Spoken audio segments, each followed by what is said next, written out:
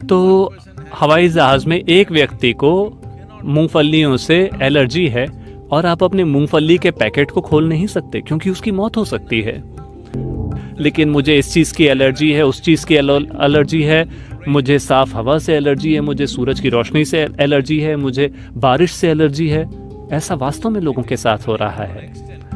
ऐसा इस हद तक हो रहा है कि एलर्जीज अब शरीर में होने वाली छोटी मोटी बीमारियां नहीं रहीं, ये लोगों को मार रही हैं। मुझे पता है कि कुछ ऐसे लोग हैं जिन्हें मूंगफलियों से एलर्जी है। मुझे भी मूंगफली से एलर्जी हुआ करती थी, नट एलर्जी हुआ करती थी। मेरा मतलब आध्यात्मिक होने से पहले जब मैंने लोगों को योग सिखाना शुरू किया तब मुझे पता चला कि बचने का कोई तरीका नहीं है। तो फिर मैंने नट्स के प्रति भी एक तरह का प्यार विकसित कर लिया। तो उस बात को किनारे रखते हैं। लेकिन मैं ऐसे लोगों को जानता हूँ, भारत में हम जानते हैं कि हम इसे पित्त कहते हैं, जहाँ कुछ जो फलियाँ हैं जिसमें बहुत ज़्यादा प्रोटीन होता है, जब आप उसे खाते हैं तो आपके हो सकता है कि रैशेस हो जाएं आपके हाथों में। तो हमारे पास एक सरल सा उपाय है, हम उसे पानी में 5-6 घंटे के लिए डुबोते हैं और फिर खाते हैं, वो पित्त उससे निकल जाता है। या फिर ये जो फलियां हैं ये एक तरह के बीज भी हैं। अगर आप उन्हें पानी में भिगोते हैं, जैसे ही वो पानी को छूता है, उस फली का अपना खुद का एक दिमाग होता है। वो ये सोचने लगता है कि उसे अब अंकुरित होना होगा। उसे लगता है कि उसे अपने अंकुरित होने के लिए एक जगह मिल गई, क्योंकि वो उसी का इंतजार कर रहा था।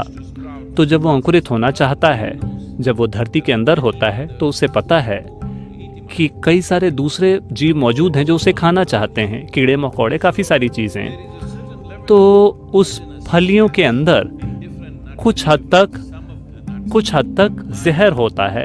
अलग अलग फलियों में अलग अलग स्तर का। कुछ फलियों के अंदर साइनाइड का एक छोटा सा अंश होता है, जिसमें जो उसकी जो त्वचा है उसके ठीक अंदर ये जहर मौजूद होता है। तो हमको ये पता चल गया, तो हमने कहा कि इसे 5-6 घंटों के लिए पानी में डुबा दीजिए और फिर छिलके को उतार दीजिए, ये जहर पूरी तरह से निकल जाएगा। फिर आप इसे खाइए, फिर आपको त्वचा में फुंसियाँ वगैरह नहीं होंगी। तो मुझे केवल इस स्तर की एलर्जी के बारे में ही पता था। लेकिन एक बार मैं डेल्टा एयरलाइन में ट्रैवल कर रहा था अमेरिका में, और उन्होंने अनाउंस किया, उन्होंने घोषणा की कि आज हम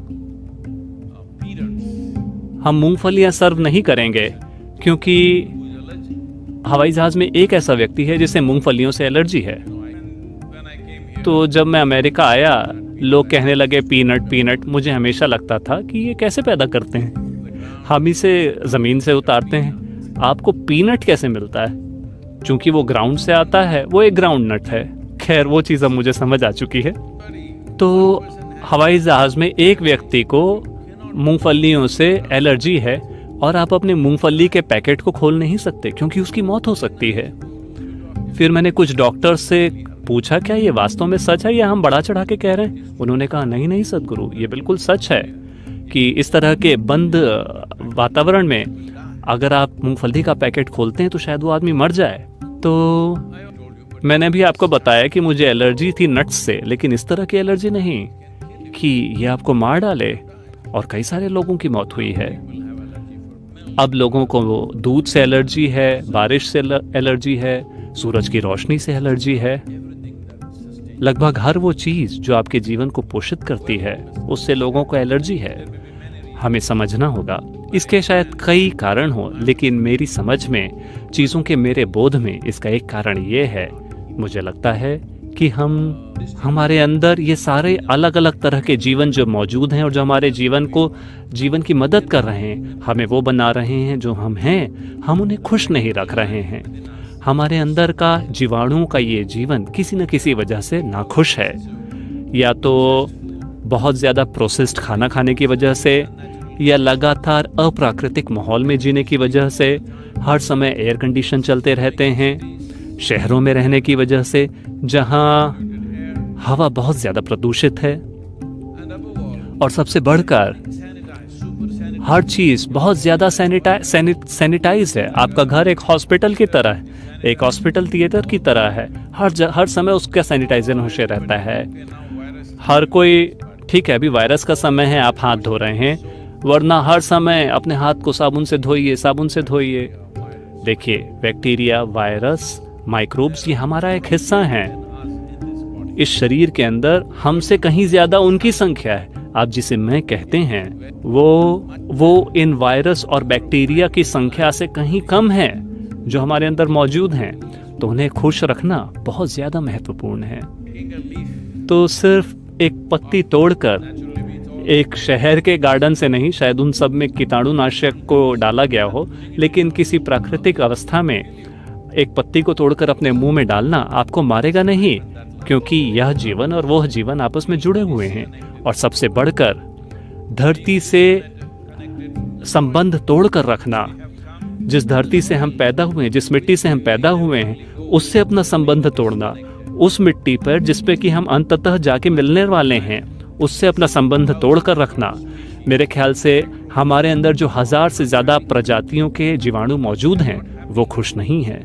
जब वो खुश नहीं हैं, अगर वो थोड़ा भी परेशान हो जाते हैं तो आपकी तबीयत खराब हो जाती है, आपका मानसिक संतुलन बिगड़ जाता है, आपका भावनात्मक संतुलन बिगड़ जाता है। ये सारी चीज़ें हो रही हैं। तो ऐसे एक समय पर, मुझे पता है इस तरह के समय में इन चीज़ों के बारे में बात करना थोड़ा खतरनाक है, जब एक सूक्ष्म जीवाणु यानी कि एक वायरस हमारे जीवन को खतरा दे रहा है। मैं बात कर रहा हूँ उनके साथ समझौता करने की, क्योंकि लंबे समय तक अगर आप खुशहाली चाहते हैं, खासतौर पर आपकी मानसिक खुशहाली और भावनात्मक खुशहाली, एक ऐसे समय पर जब कल निश्चित रूप से अनिश्चित है, ये हमेशा अनिश्चित होता है, लेकिन कम से कम आपके दिमाग में एक थोड़ी निश्चितता होती है। लेकिन अब आपको साफ साफ तौर पे पता है कि ये अनिश्चित है और आप जीवन की अनिश्चितता से संघर्ष कर रहे हैं। तब अपने पेट को खुश रखना बहुत महत्वपूर्ण है। खासतौर पे आप में से जो लोग यहाँ हैं पश्चिमी देशों में, जो फर्मेंटेड चीज़ें खरीद रहे हैं, जैसे कि दही, कम से कम इतना तो आपको सीखना होगा कि आप अपने घर में खुद दही जमाएं, प्राकृतिक परिस्थितियों में, प्राकृतिक दूध से। हर चीज़ एक फैक्ट्री से आपके पास आ रही है।